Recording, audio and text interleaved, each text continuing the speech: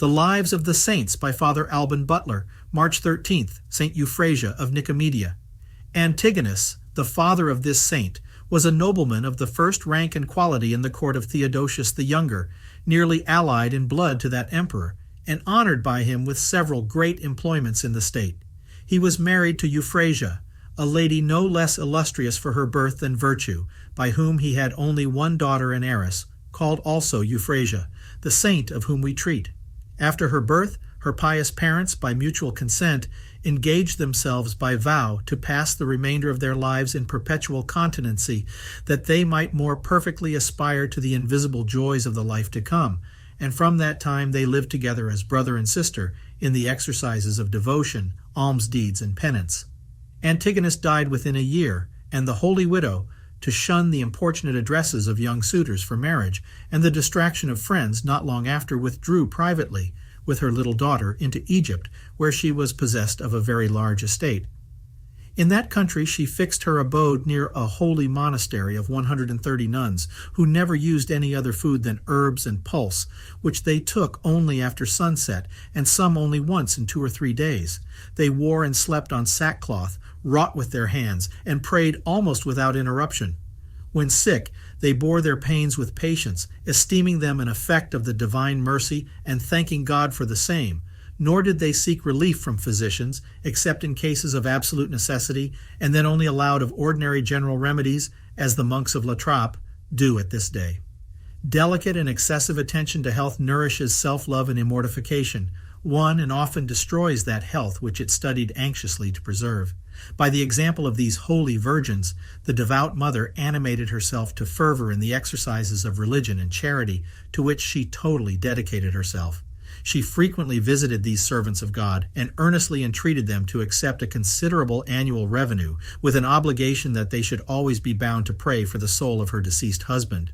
But the abbess refused the estate, saying, "We have renounced all the conveniences of the world in order to purchase heaven. We are poor, and such we desire to remain." She could only be prevailed upon to accept a small matter to supply the church lamp with oil, and for incense to be burned on the altar. The young Euphrasia, at 7 years of age, made it her earnest request to her mother that she might be permitted to serve God in this monastery. The pious mother, on hearing this, wept for joy, and not long after presented her to the abbess, who, taking up an image of Christ, gave it into her hands. The tender virgin kissed it, saying, "By vow I consecrate myself to Christ." Then the mother led her before an image of our Redeemer, and lifting up her hands to heaven said, "Lord Jesus Christ, receive this child under your special protection. You alone doth she love and seek. To you doth she recommend herself." Then turning to her dear daughter, she said, "May God, who laid the foundations of the mountains, strengthen you always in his holy fear." And leaving her in the hands of the abbess, she went out of the monastery weeping. Some time after this she fell sick, and being forewarned of her death, gave her last instructions to her daughter in these words: "Fear God, honor your sisters, and serve them with humility. Never think of what you have been, nor say to yourself that you are of royal extraction. Be humble and poor on earth, that you may be rich in heaven." The good mother soon after slept in peace.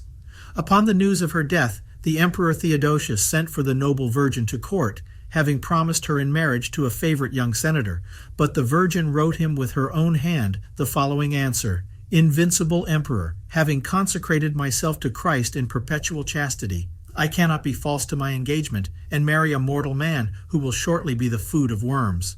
For the sake of my parents, be pleased to distribute their estates among the poor, the orphans, and the church. Set all my slaves at liberty, and discharge my vassals and servants, giving them whatever is their due. Order my father's stewards to acquit my farmers of all they owe since his death, that I may serve God without let or hindrance, and may stand before him without the solicitude of temporal affairs. Pray for me, you and your empress, that I may be made worthy to serve Christ." The messengers returned with this letter to the emperor, who shed many tears in reading it. The senators who heard it burst also into tears, and said to his majesty, "She is the worthy daughter of Antigonus and Euphrasia, of your royal blood, and the holy offspring of a virtuous stock." The emperor punctually executed all she desired, a little before his death, in 395, Saint Euphrasia was to her pious sisters a perfect pattern of humility, meekness, and charity. If she found herself assaulted by any temptation, she immediately discovered it to the abbess to drive away the devil by that humiliation and to seek a remedy. The discreet superioress often enjoined her on such occasions some humbling and painful penitential labor, as sometimes to carry great stones from one place to another, which employment she once, under an obstinate assault, continued 30 days together with wonderful simplicity, till the devil being vanquished by her humble obedience and chastisement of her body, he left her in peace.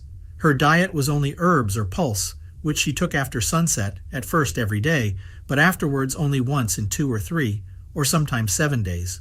But her abstinence received its chief merit from her humility, without which it would have been a fast of devils. She cleaned out the chambers of the other nuns, carried water to the kitchen, and out of obedience, cheerfully employed herself in the meanest drudgery, making painful labor a part of her penance.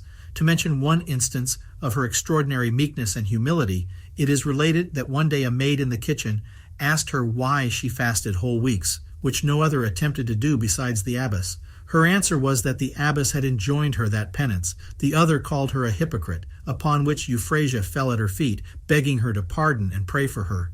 In which action it is hard to say, whether we ought more to admire the patience with which she received so unjust a rebuke and slander, or the humility with which she sincerely condemned herself, as if by her hypocrisy and imperfections she had been a scandal to others. She was favored with miracles both before and after her death, which happened in the year 410 and the 30th of her age.